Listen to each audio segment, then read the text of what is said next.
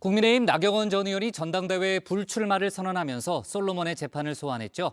진짜 엄마의 심정이란 소회를 밝힌 건데요. 정치권에선 그럼 가짜 엄마는 누구냐, 솔로몬은 윤 대통령을 말하는 거냐 뒷말이 무성하게 이어졌습니다.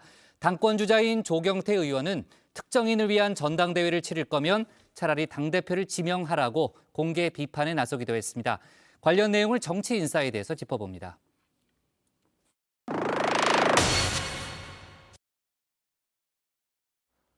전당대회 불출마를 선언한 나경원 전 의원.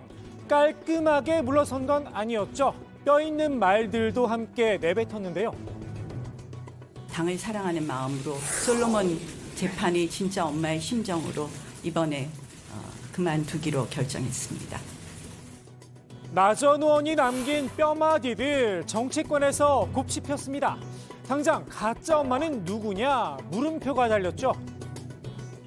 본인이 이제 진짜 엄마, 솔로몬 왕의 진짜 엄마고, 그렇다면 가짜 엄마가 있다라는 이야기인데. 비유를 가지고서 그렇게 팩트로 전제를 아니 뭐 논리적으로는 구분을 해보면 그렇게 되네요. 속담을 그렇게 얘기하면 예. 아니 그러면 그게 그렇게 은유적 표현마다 전부 다 팩트로 해석을 하면 어느 속담이 성립될 수 있습니까? 은유적 표현이라도 빗댄 대상은 있기 마련입니다. 눈 가리고 아웅할 일은 아니죠. 김기현 의원이 모른 척한 가짜 엄마. 유인태 전 국회 사무총장이 해석을 달아줬습니다. 솔로몬이 누구인지도 함께 말입니다. 불출마는 했지만 윤석열 대통령 심기는 상당히 많이 건드렸다고 봐야죠. 얼마나 기분이 아프겠어요. 그럼 가짜 엄마가 윤 대통령? 윤핵관이고 네. 이거는 어리석은 군주고 어리석은. 어리석은 솔로몬이다 이거죠. 친윤계도 발언에 담긴 뜻을 몰랐을 리 없습니다. 나 전 의원을 향해 끝까지 사족을 붙였다 나를 세웠는데요. 가짜 엄마, 진짜 엄마, 솔로몬의 지혜 이런 식으로 자꾸 끌어들이면 본인을 아직 돌아보시지는 못한 것 같아요. 나폴레옹까지 소환해 내 탓이오를 되뇌이라 쓴소리를 했습니다. 나폴레옹이 헬레나 섬에 강제 은퇴해서 자신의 정치 일정을 돌아보면서 이런 말을 했다고 해요. 모든 나의 불행은 언젠가 내가 보낸 시간의 보복이다. 한때 가장 우리 당에서 사랑받았던 정치인 아닙니까? 네. 그것을 다시 찾을 것인가. 그 내 잘못을 혹시 잊지 않았을까. 이것을 좀 반추해보는 것이 더 중요한 시기가라고 생각을 하고요. 네. 나 전 의원의 불행, 차기 총선 공천도 받기 어렵다는 말이 나오고 있죠. 윤핵관에게 사실상 무릎을 꿇으면서 정치 지도자로서 이미지도 큰 손상을 입었습니다. 공천이라고 하는 것은 본인이 쟁취하는 거거든요. 어떤 모습을 보여줌으로 해가지고 국민들의 마음을 사야 제대로 된 공천도 받을 수가 있는 거죠. 원칙적인 면에서는. 지금은 정치인으로서 굉장히 사실 궁지에 좀 몰렸죠.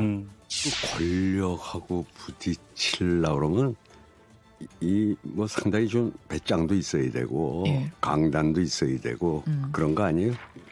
근데 나경원 의원이 그동안 살아온 삶을 보면 그런 건 아니잖아요. 그리고 원래 지켜야 될 게 많은 사람, 가진 게 많은 사람은요. 그렇게 원래 배짱이 약하게 돼 있어요. 다만 나 전 의원만 불행을 겪진 않을 거란 이야기도 나옵니다. 이번 사태로 시간의 보복을 차곡차곡 쌓은 사람, 바로 장제원 의원입니다. 이번 1년의 사태, 나경원 사태 가장 큰 패배자가 누구라고 생각하십니까? 가장 큰 패배자는 장제원 의원입니다. 장제원 의원은 글쎄요, 자기 무덤은 자기가 판 겁니다. 다음 총선 때 예컨대 이렇습니다. 장제원 의원이 표적이 될 것 같아요. 차기 총선 과정에서 물갈이 대상 1호가 될 수도 있다는 건데요. 앞서 이준석 전 대표도 비슷한 예언을 내놨었죠. 콕 집어 이름을 이야기하진 않았지만 말입니다. 물에 나중에 가면은 가장 대표적인 사람 몇 부터 날립니다. 누가 가장 지금 앞서가지고 이런 난동을 부리느냐 이런 게 되게 중요할 거예요.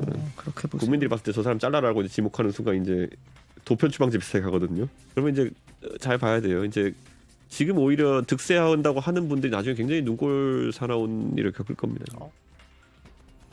상처뿐인 퇴장을 선택한 나 전 의원. 그래도 썩어도 준치라는 말이 있죠. 나 전 의원이 움직일 수 있는 당심, 여전히 상당한 지분을 쥐고 있습니다. 김기현, 안철수, 양강을 형성한 두 당권 주자들은 나 전 의원에게 연일 러브콜을 보내고 있는데요. 저하고 나경원 대표하고는요. 예. 그런 동지적 의지를 갖고 있는 우리 그 영원한 당원이기 때문에 그런 면에서 보면 뿌리를 같이 하는 사람끼리 서로 마음을 맞추기가 좋겠죠. 아마 시간이 저는 필요하시리라고 생각합니다. 어느 정도 좀 마음도 좀 가라앉으시고 할 때 한번 뵈려고 합니다. 나 전 의원은 전당대회에 관여하지 않겠다며 일단 기어를 중립에 놨는데요. 사실 어느 한쪽에 손을 들어줄 형편도 못 된다는 분석입니다. 김기현 의원을 돕는다면 당장 이런 평가가 나올 수 있겠죠. 김기현 원내대표를 지지하는 길이죠. 이건 편한 길로 가는 겁니다. 나경원 전 원내대표 길에. 근데 그렇게 되면 나경원 원내대표는 뭐가 되냐면 중세 유럽에서 이렇게 장난감처럼 놀던 마리오네트 인형이 돼버리는 거예요. 예. 마리오네트. 마리오네트라고 마리오네트라는 게 있어요. 그 목각 인형에 그 줄을 달아서 그런 정치인밖에 안 되는 거예요. 그렇다고 안 의원과 손을 잡기엔 용산의 눈치가 보인다는 겁니다. 안 의원과 연대할 생각이었다면 굳이 불출마를 선언할 이유도 없었겠죠. 나 전 의원이 중립을 지킨다면 결국 지지층의 표심은 양측으로 갈릴 수밖에 없는데요. 2040 수도권에 있는 유권자들, 당원들 중에 상당수는 안철수 의원한테 갈 수 있다고 봐요. 근데 정통 보수층이라고 불리우는 또 다른 아주 큰 축은 저는 김기현 의원한테 갈 거라고 봅니다. 안 의원 측은 가상 양자 대결에서 앞선 결과에 희망을 걸고 있죠. 10.4%포인트 차. 결선 투표까지 경선을 끌고 간다면 승리할 수 있다는 입장입니다. 하지만 김기현 의원 측 분석은 다릅니다. 여론조사상 국민의힘 지지층과 책임당원은 엄연히 다르다는 겁니다. 지금 여론조사 나오는 것은 국민의힘 지지층 이렇게 돼 있는데 근데 국민의힘 지지층이라고 해서 다 책임당원인 분이 아니시기 때문에 그렇죠. 책임당원들의 정서는 현장에서 더 피부로 제가 느끼고 있다. 실제로 여론조사 응답자와 책임당원은 지역별, 연령별 인구비가 다르기도 합니다. 수도권이 55% 그리고 영남, TK, PK 합쳐가지고 20%를 조사를 한 거예요. 그런데 그럼 실제 당원이 이 인구하고 비례하느냐? 안 맞죠. 안 맞아요. 영남에 20% 조사했잖아요. 근데 실제 국민의힘 당원의 영남 비중은 40%가 넘습니다. 2배가 넘어요. 자, 그러면은 영남에서는 누구를 더 선호할 것이냐? 여론조사 전문가들 사이에서 김기현 의원이 1차 투표에서 과반을 차지할 수 있다는 전망도 나오는데요. 결국 안철수 의원이 얼마나 지지를 불릴 수 있을지가 관건이겠죠. 실제 당신과 차이가 있다고는 하지만 여론조사에서 확고한 우위를 점한다면 당원들 사이에 바람이 불 수도 있습니다. 두 당권 주자 승기를 잡기 위한 기싸움도 한창인데요. 연포탕에서 빠진 철새. 오늘도 논쟁이 이어졌죠.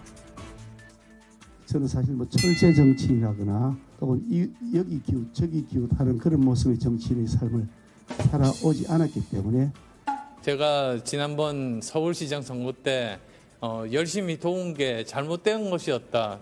그런 말씀 아니십니까? 그리고 또 제가 대통령과 함께 단일화를 해가지고 정권 교체를 한 것도 잘못이었다. 저는 그런 말씀인 것 같은데요.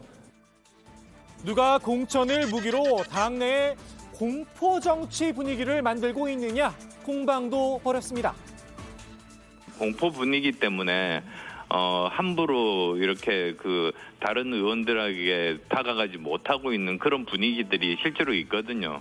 사실 이런 분위기 누가 만들었습니까? 그건 김기현 의원이 만든 거거든요. 대선에 나가시겠다는 분들은 대체로 보면 공천 과정에서 사천을 하거나 낙하산 공천을 하거나 하는 사례들이 많이 왔는데 오히려 그런 두려움들이 더 많다고 저는 인식하고 있습니다. 앞으로 줄을 세울 사람과 이미 줄을 세운 사람의 차이인 걸까요? 정작 공천권을 어떻게 행사하겠다는 약속은 안 보입니다. 적어도 정쟁을 벌이려면 이 정도 수준의 구체적인 공약은 내놔야겠죠. 저 조경태는 한국 정치 사상 가장 깨끗한 100% 오픈 프라이머리 공천을 통해 공천혁명을 반드시 이루어내겠습니다. 더 이상 계파 정치, 줄 세우기 정치가 아니라 오직 국가와 국민만 바라보는 정치 실현을 통하여 한국 정치의 수준을 크게 끌어올리겠습니다. 양강구도에 균열을 낼 수 있는 유일한 변수, 유승민 전 의원의 출마 여부가 꼽히는데요. 정치권에선 의견이 분분합니다. 유승민 의원구 때문에 나올 수 있겠어요? 제발 나오지 않을 명분을 지금 나 찾는 게 아니냐. 네. 나오지 않을 명분. 지금 왜 그런가 하면요. 당대표 출마해서 또 결선 투표까지 못 가고 낙선을 한다면 유 의원이야말로 정말 자기의 정치적 미래를 스스로 파묻어 버리는 결과가 됩니다. 안 하죠. 안 나오겠죠. 유승민 의원은 출마를 해야 미래가 있다. 그리고 지금 현재 나경원 의원이 저렇게 타의에 의거해서 윤심에 의거해서 윤핵관에 의거해서 윤석열 대통령에 의거해서 아웃됐다고 하면은 이 국민의힘 당원들도 생각이 있을 거 아니에요. 민심이 그렇지 않다는 것. 양강주자의 입장도 온도차가 컸습니다. 제가 유승민 대표의 마음속에 들어가 있지 않아서 제가 어떻게 추측하듯이 그렇게 얘기할 일은 아닌 것 같습니다. 본인이 여러 가지 심사숙고하고 계시지 않겠습니까? 누가 대표가 되더라도 컨벤션 효과를 얻을 수 있어서 당에 좋다는 입장입니다. 저는 당 입장에서 생각해 보면 많은 분들이 참여하면 좋겠다. 그런 입장입니다. 유 전 의원이 출마를 결심한다면 국내힘과 용산이 또 한 차례 시끄러워질 듯한데요.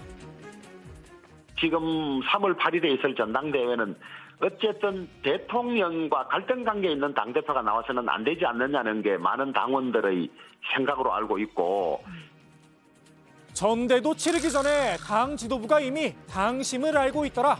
관심법 전대인가 싶기도 합니다. 오늘의 정치인사이드 조경태 의원의 말로 마무리합니다.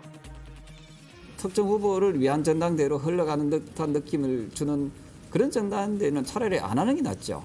그냥 지명하는 게 낫잖아요. 그죠?